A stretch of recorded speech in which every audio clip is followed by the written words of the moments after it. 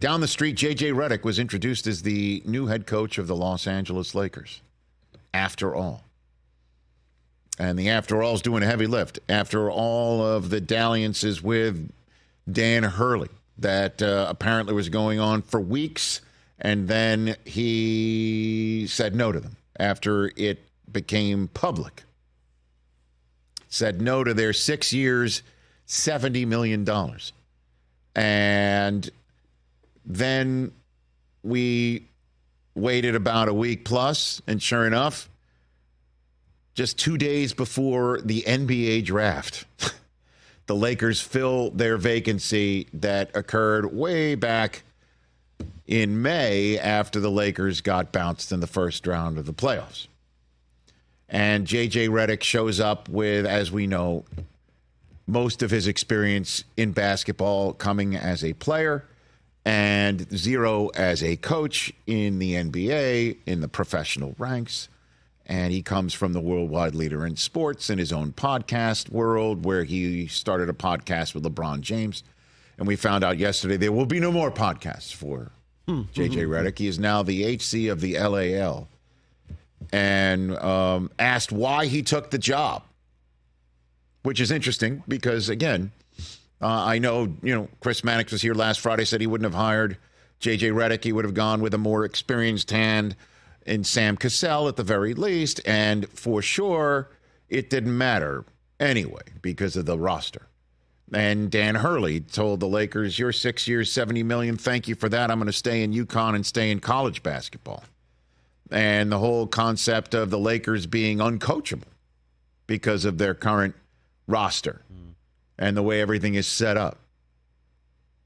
Even a guy like JJ Redick, who might not have had an option to coach in the NBA for anybody in the coming days and years, let alone a franchise that is known worldwide and its brand is known as one of the best ever. He was asked why he took the job, and this was his answer. This job was about the Lakers. This job was about the Lakers. And it was about LeBron James, Anthony Davis, two of the greatest players ever. I've been able to do some incredible things in my life. I really have. I mean, Rob knows this. Like, Monday night, I called Game 5 of the NBA Finals.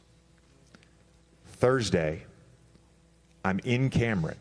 One of my sons is playing at Duke camp in the practice facility. The other son is in Cameron Indoor Stadium.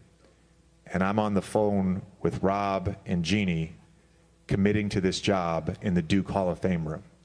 I've gotten to do some amazing stuff in my life, right? This might be the best. And when I think about, like, this job in particular, it's not just about getting the job. What I wanted to do was do the job. I wanted to coach the Los Angeles Lakers. And so that was where I landed on pursuing this versus, potential other opportunities. Well, the other opportunities would be to call NBA Finals games for a long time and keep working at that craft that had him, I believe, last year we were nominated for our show. He was nominated for Best New, personality on the scene? Rising Star, I think. Yeah, because the last time I saw him was in the Lincoln Center men's room. Last time I saw JJ Redick. Yeah, that's where it all goes down. Well, it sure does. Yeah. Well, listen, that spot, he didn't mention that about all the good fortune he's had in his career to do things. Didn't mention running into me at the Lincoln Center Rose Hall men's room. I'm sure it just slipped his mind. But, I mean, that just goes to show you, again, the guy does bring a certain sensibility and a certain sense of self and a certain confidence and a certain sense of accomplishment in other arenas. Now, that may not translate to being a head coach in the NBA for the team that has the biggest spotlight on him and for the team that has LeBron James on it. And as we're having a conversation about all this right now, the Lakers are reportedly going to throw the Supermax contract, 3 years of $160 on the table for LeBron. And say, how does 9 years with the Lakers sound to you, LeBron, to finish up your career? That would be the longest stop for him in any spot of his all-world, all-time career. And have him commit to the Lakers for that amount of time after they give JJ Redick, a former podcast mate of his, 4 years to do it. And does it work? Great question. What about the fact that he's totally inexperienced at all this, at being a head coach in the NBA? Here was his response that went the most viral yesterday. You know, it's been a really interesting 6 weeks or so, just in terms of, being part of the engagement farming industry. You know, it's been really interesting. However, I don't really have a great answer for your question because I really don't give a like, honestly. I want to coach the Lakers. I want to coach the team. I don't want to dispel anything. I don't. I want to become a great coach in the NBA, and I want to win championships, and I want my players to maximize their careers. That's all I care about. There was his answer. I'm not anti-cursing, but do we need to do that? I think it's just the general coarsening of our public discourse, where it's becoming more acceptable and people becoming more comfortable to say that sort of stuff. But not, though. I mean, you heard gasps in the room. I also heard laughter and somebody clapping, and I even heard somebody saying, "I love that" in the background. I don't know if that was the members of the media that were surrounding them, listening to it live and recording it live, or it could have been his players. It could have been Seems a little aggressive. Like No. he's like trying a little too hard. I don't know if he's trying a little too hard. The way I took it is he truly doesn't care about anything other than what he can affect from here on out. And I think the criticism bothered him a lot. I think he didn't like being front and center in the world that he lived in as well. Oh, it's ESPN people criticizing Correct. the and that potential he was hire. there and he joined that organization and he brought his brand to that organization. His success as the host of the Old Man and the Three Pod put him in that position.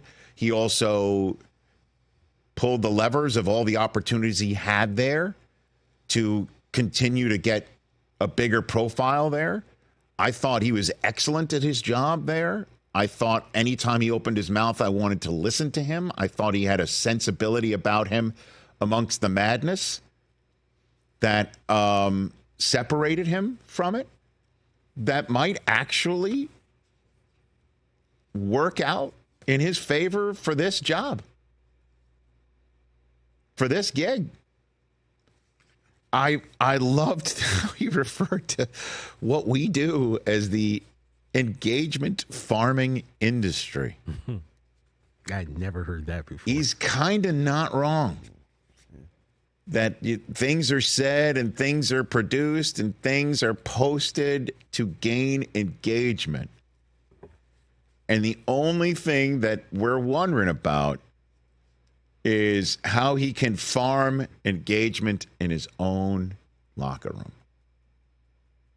Farming wins. Well, the question is, how do you do it? Because Sam Amick of The Athletic is reporting today that LeBron and Anthony Davis are expecting a big splash to add a third big name to the mix.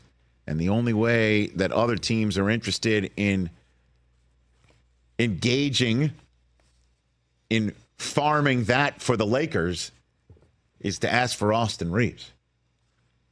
And the Lakers have so far said no to that. But is that big name Chris Paul? Because not interested. You know? Like, No, I think that the names that you're hearing are all the Atlanta Hawks that we've been talking about for a while, which is Trae Young Paul or George going to cross locker DeJounte rooms? Murray. I don't know. I mean, that only just costs them money. And is he the answer?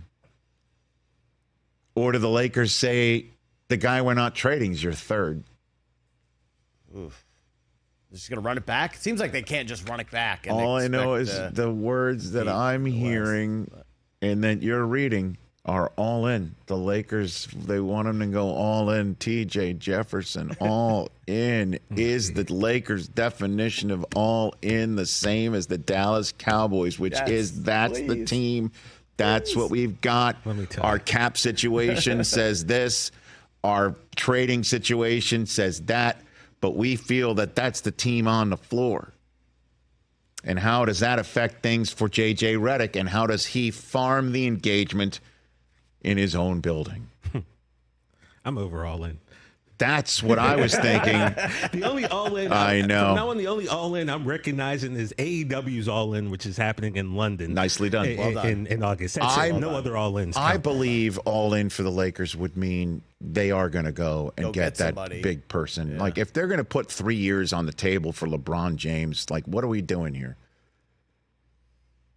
You choose your fighter with the biggest name and the biggest ceiling and the biggest boom for your buck, and you go get that person for JJ Redick, who you just hired for a 4-year deal. That's what you do if you're the Los Angeles Lakers. I'm very interested to see who's going to make up his coaching staff, because that's obviously going to be such an important part of this journey. And our eyes will be peeled on that front. And the question is, though, off of all that, my take on hearing it yesterday is he is outstanding with the media. He is going to look great as the next head coach of the Los Angeles Lakers. I sure hope. Is he going to bring suits back? He brings suits back. I literally was just about to say that. Is he our champion, I Rich? want him to be our champion, to bring suits back and say, I am the new face of this franchise. I am the new face of coaching in this league. And I am going to show everybody that they were wrong, because I do give an F about what people were saying about me in the engagement farming industry, the EFI. Yeah. Love it. That made me laugh out loud when I heard that. And even before that, the way he made me laugh out set loud. up that answer when she asked that question. Well, you could see he was licking his lips, like he is definitely he's been sitting there and listening to the engagement farming industry that he was a very important part in. Yeah, remember he started the whole plumbers and kind of thing, you know? Eat him up. Yeah, Jerry West. They kind of flipped in many ways. Yeah. And we don't know what we don't know, but what we know is that's a very confident guy with a lot of experience in his world of basketball at both levels and life, and an ability with words.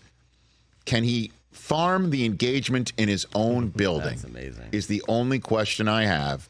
And the roster is going to be who for him to engage on that farm. That's all I want to know, and I can't wait to see it play out.